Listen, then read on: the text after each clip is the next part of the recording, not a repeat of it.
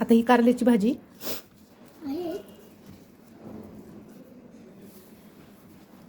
थोडं गरम आहे. कशी आहे? आज आपण बनवणार आहोत कारल्याची भाजी. हे कारले मी असे बारीक चिरून घेतले आहेत. बारीक चिरून ह्याला हळद आणि मीठ लावून अर्धा एक तास ठेवले. नंतर ते पिळून घेतले आणि आता पाण्याने त्याला एकदा धुवून घेणार आहे. त्यासाठी आपल्याला काय लागणार आहे? कारल्याच्या भाजीसाठी साहित्य: कांदा, अद्रक लसूणची पेस्ट, कोथिंबीर आणि कढीपत्ता आणि टोमॅटोची पेस्ट. बस एवढंच लागणार आहे. आणि ही रेसिपी लहान मुलांसाठी आहे, म्हणून ह्याच्यामध्ये हिरवी मिरची मी टाकलेली नाही आहे, किंवा एखादी हिरवी मिरची स्लीट करून तुम्ही टाकू शकता, म्हणजे ती बाजूला काढता येईल.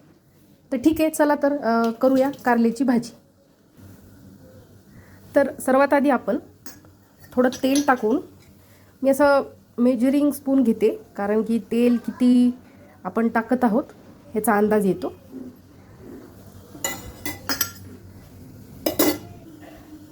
आता तेल आपलं गरम झालेलं आहे. आपण त्यामध्ये हे जे कारले आहेत ते डायरेक्ट आपण टाकून फक्त परतून घेणार आहोत.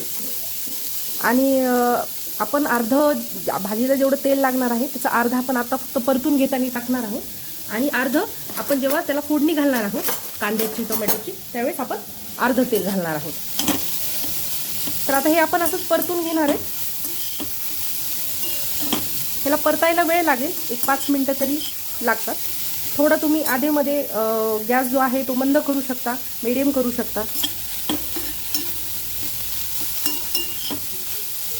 परतल्यानंतर बघूया. आता हे जे कारलं आहे ते चांगल्यापैकी भाजून झालेलं आहे.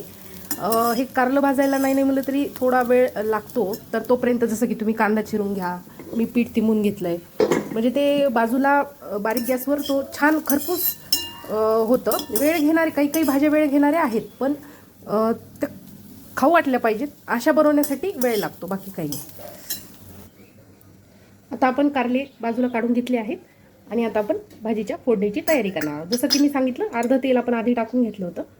आता हे अर्धं, हे एक आपला पोह्याचा जो चमचा आहे तेवढा चमचा आहे. कारल्याच्या भाजीला थोडं तेल जे आहे ते जास्त लागतं, कारण की थोडं आधी परतायला, नंतर फोडणीला. नाही तर ज्या बाकीच्या भाज्या आहेत त्या एका चमच्यामध्ये, एक पोह्याचा जो चमचा आहे तेवढ्या एका चमच्यामध्ये त्या भाज्या होतात. तेल गरम झालेलं आहे, थोडी मोहरी टाकून घेऊया.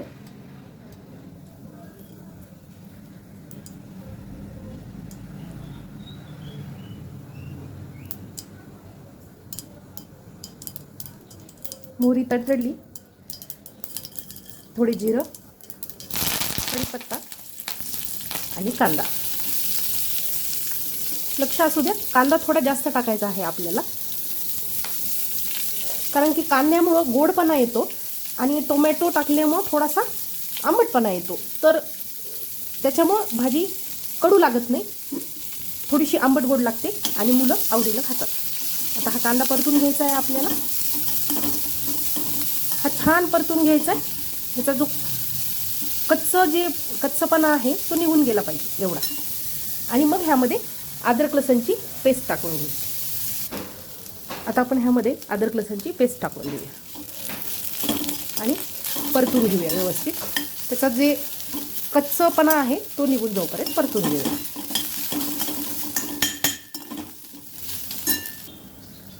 आता ही जी टोमॅटोची पेस्ट आहे, ही टोमॅटोची पेस्ट मी थोडं मीठ टाकून बनवून घेते. साल्टे काढते टोमॅटोचे, मला आवडत नाही म्हणून. आणि टोमॅटोचे साल्टे काढून त्याचे एक मिक्सरमधून काढते त्याला, आणि नंतर त्याला शिजवून घेते, चटका मारून घेते. म्हणजे काय होतं ते ना, एक 8 दिवस तरी ती जी पेस्ट आहे ती चांगली राहते. आणि तुम्हाला भाज्याला कसं पटपट तुम्ही टाकून, म्हणजे तुम्ही वेळ वाचवू शकता. थोडीशी हळद, थोडंसं लाल तिखट. खूप तिखट, खूप तेलकट म्हणजे भाजी टेस्टी असं नसतं. थोडंसं मीठ. भाजीला मिठाचं प्रमाण जर बरोबर असेल तर भाजी चवीला छानच लागते. सगळा गेम जो आहे तो भाजी तुम्ही किती व्यवस्थित मन लावून बनवता आणि मीठ किती परफेक्ट टाकले त्याच्यावर आहे. आता हे जे आहे त्याला थोडंसं तेल आपण कमीच टाकलं आहे म्हणून काही खूप तेल असं सुटलेलं दिसणार नाही. पण टोमॅटो पण आधी शिजलेला आहे म्हणून ह्याला काही जास्त शिजवण्याची गरज नाही. आता हे जे कारले आहेत आपण ह्यामध्ये टाकून देऊया.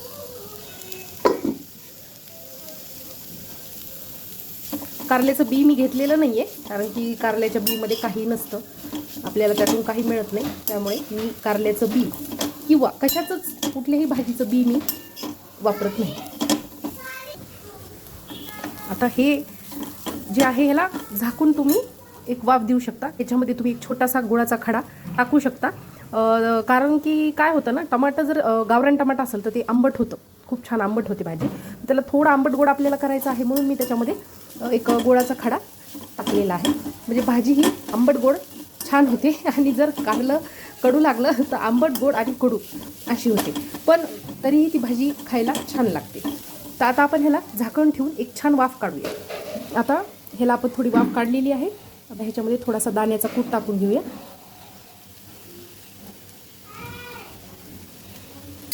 बस.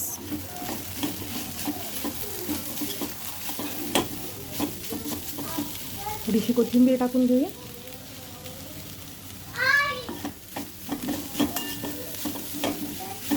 आणि आता झाकण ठेवून 5 मिनटं 2 मिनटं गॅस चालू ठेवा. त्याच्यानंतर गॅस बंद करा, पण झाकण काढू नका. झाकण 5 मिनटं राहू द्या आणि त्यानंतर सर्व करा.